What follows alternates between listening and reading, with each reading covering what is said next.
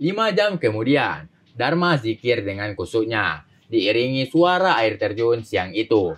Meski pikirannya masih saja memikirkan kabar anak-anak padepokan dan Roy tentang kampung selatan itu.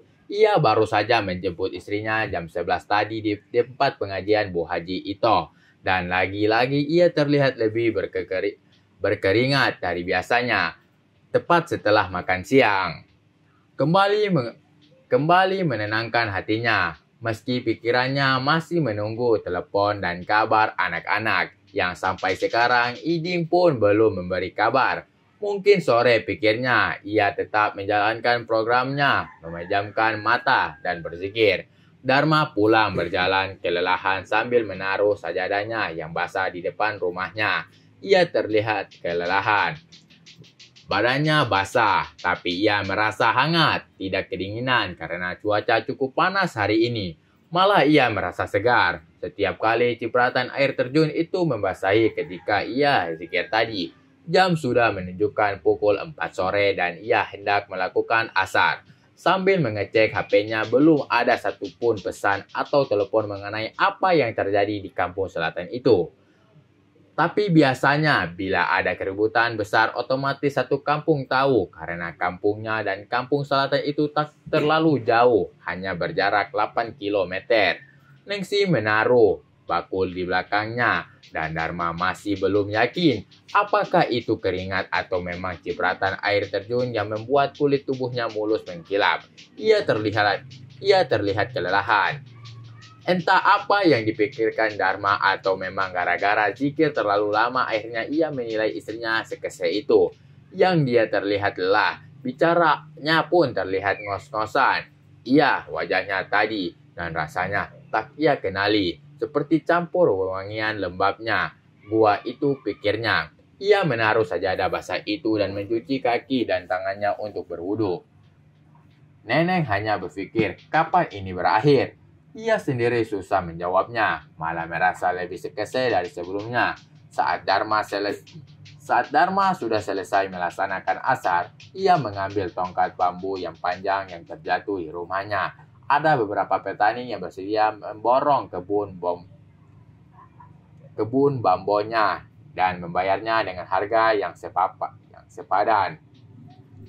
Sebagian bambu sisa itu berdiri banyak di samping rumahnya. Dharma merasa tidak nyaman bila ada bambu-bambu itu yang terjatuh.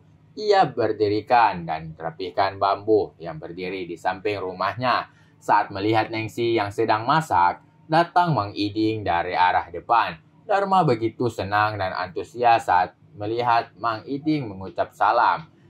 Kebetulan, ditunggu sama Bapak dari tadi siang.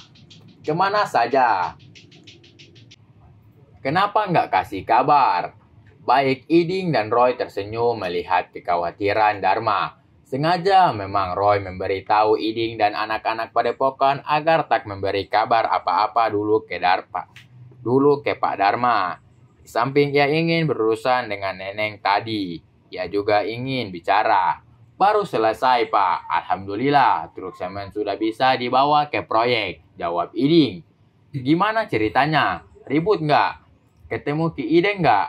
Pada ngotot-ngototan nggak? Bukan ngotot lagi Pak, tapi ngegas, jawab Roy. Saya belum turun pas datang ke sana karena maunya anak-anak. Takutnya pas saya turun Ki Ideng kabur. Ternyata sampai masalah selesai.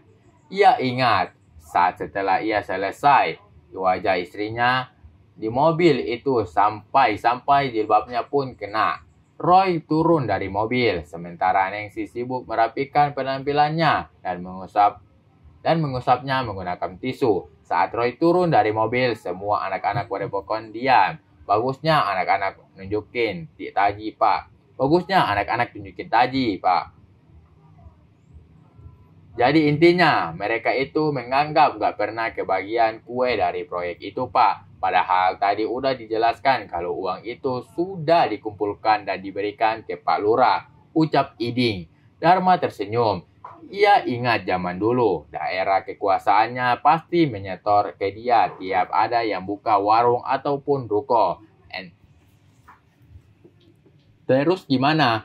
Mereka tetap gak ngerti Pak. Terus ada yang bukan warga situ yang teriak, tutup proyek. Kita sempat panas dan menantang. Anak-anak sudah gabut. Anak-anak sudah cabut golok. Mereka langsung diem, Pak. Ucap Dharma tertawa lepas. Kok Bapak ketawa? Tanya Iding.